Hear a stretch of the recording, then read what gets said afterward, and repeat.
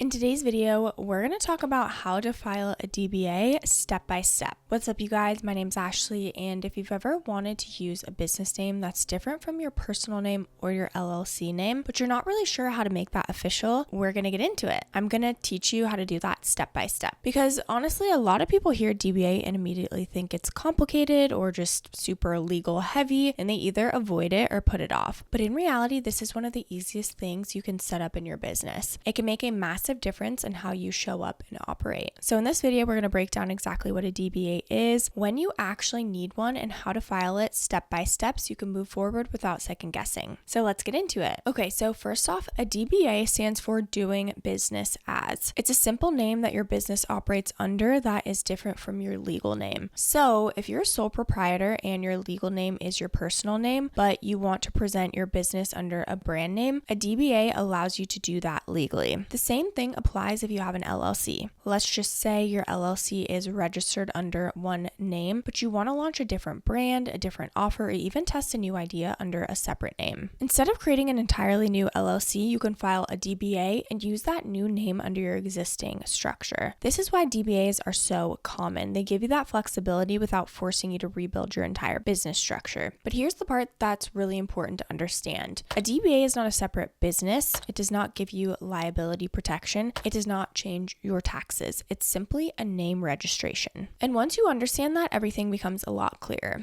Now let's get into some of the features of a DBA. So one of the biggest features of a DBA is flexibility. You're able to operate under a name that actually reflects your brand without needing to change your legal structure. This is especially helpful if your business evolves over time or if you want to run multiple offers under one entity. Another feature is simplicity. The process to file a DBA is usually straightforward. You're not building a new business from scratch. You're just registering a name so you can legally use it. There's also branding. Instead of using your personal name or a name that doesn't fully align with what you're building, you can create something that feels more intentional and aligned with your audience. Another feature is the ability to receive payments under that name. Once your DBA is registered, you can often use that name for things like invoicing, marketing, and even banking, depending on how your accounts are set up. But again, it's important to understand the limitations. A DBA does not separate you from your business. It does not protect your personal assets. It's purely a naming tool. Now, when you actually need a DBA, this is where people can get stuck. You don't need a DBA just because you have a business. You need a DBA when you're operating under a name that is different from your legal name or your registered business name. If you're a sole proprietor using your personal name, you usually don't need one. But the moment you start using a brand name, that's when a DBA becomes relevant. The same goes for LLCs. If your LLC name is one thing, but your public-facing brand is something else, you'll likely need a DBA to connect the two legally. This is very common for people who build multiple brands or just want flexibility in how they present their business. Okay, now here's the simple 3-step process to file a DBA.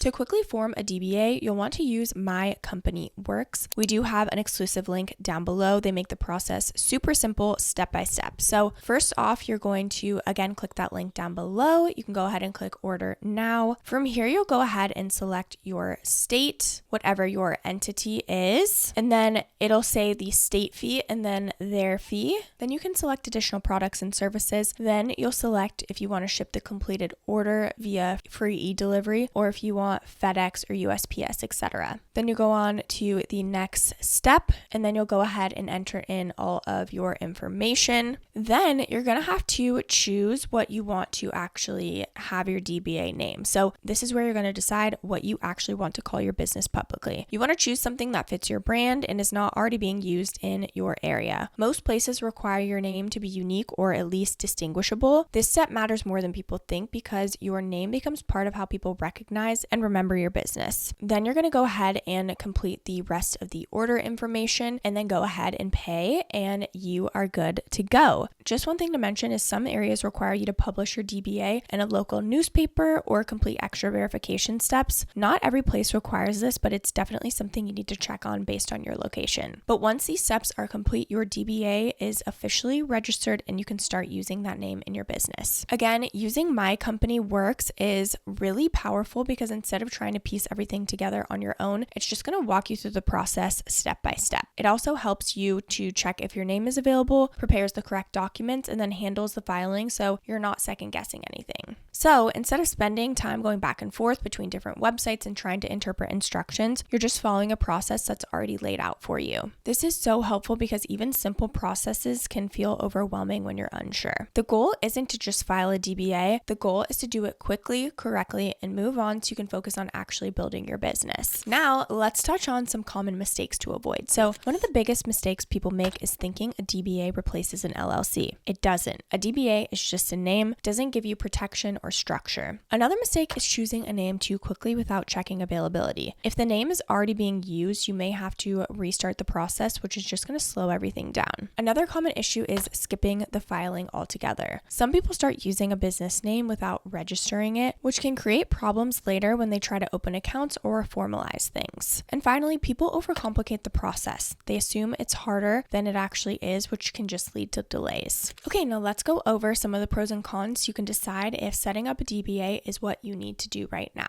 One of the biggest advantages of a DBA is how simple it is to set up. You don't need to create a new business entity, and the process is usually quick and affordable, especially if you use MyCompanyWorks. It also just gives you flexibility. You can operate under different names, test new ideas, and build your brand without restructuring everything. Another benefit is clarity. Having a defined business name makes your business feel more intentional and easier to present to others. Now, on the downside, a DBA does not provide legal protection. There's no separation between you and your business. There also can be small variations in requirements depending on where you live, which can create confusion if you're doing it on your own. Okay, now in terms of pricing, a DBA depends on your location and how you choose to complete the process. If you choose to complete the process on your own, you just have to pay the state fee. But if you want to use MyCompanyWorks, all you have to do is pay your state fee and then the $119 that they charge. Okay, now before we wrap up, let's talk about some bonus tips to make this work even better. So one of the biggest things that will help you is choosing a name that gives you room to grow.